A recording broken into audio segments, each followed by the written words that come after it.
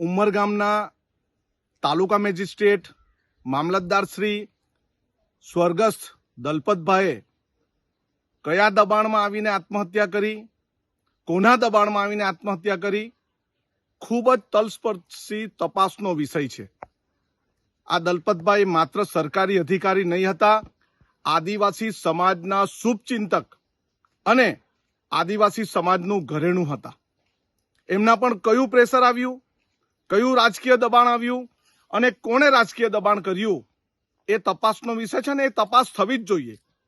કોણે એમને 30-40 જેટલા દબાણના ફોન કર્યા હતા એની કોલ ડિટેલ પણ કરાવવી ખૂબ જરૂરી છે. એક આદિવાસી સમાજના દીકરા તરીકે મારા પિતાતુલ્ય આદિવાસી મામલતદાર જો આત્મહત્યા કરવી પડે એ ખૂબ જ આદિવાસી સમાજ માટે ચિંતાનો વિષય છે.